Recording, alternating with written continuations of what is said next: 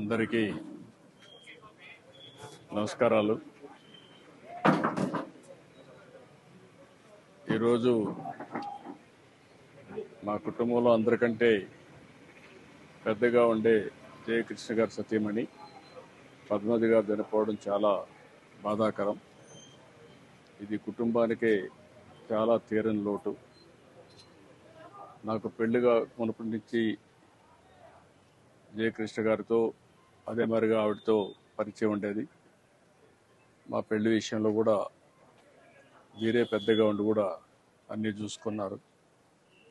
ఇంట్లో కూడా అందరూ యంగ్స్టర్స్గా ఉంటే మా అత్తగారి తర్వాత ఆవిడే పెద్దరికం చేస్తూ అందరినీ ఏ విధంగా అన్ని విషయాలు చూసుకోవాలని చూసుకుంటూ వచ్చారు. అలాంటి ఒక విధంగా చెప్పాలంటే అందరికీ ఏ ఏ అవసరాలున్నా కానీ కుటుంబానంతా కూడా కలుపుకుంటూ ముందుకు పోయారు.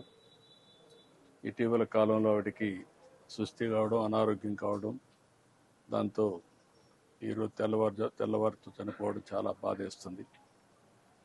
ఓసారి అందరికంటే జయకృష్ణ గారికి కూడా చాలా తీరని లోటు ఇది.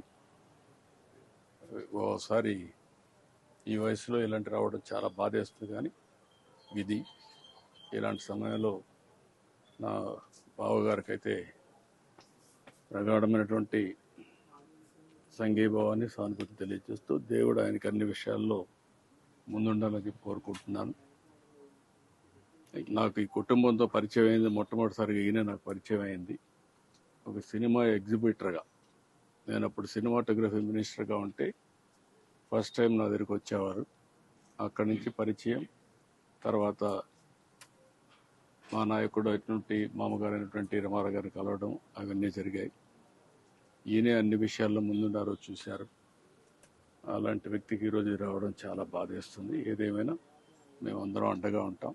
ధైర్యంగా ఉంటాడు, ధైర్యంగా ఉండి ముందుకు పోతాం. ఇది ఎవరూ తీర్చలేని లోటు, చాలా బాధాకరమైన సంఘటన. తలుచుకుంటే ఒకసారి చాలా బాధేస్తుంది. ధైర్యంగా ఉండడం తప్ప వేరే మార్గం లేదు. Okay, thank you. ధైర్యంగా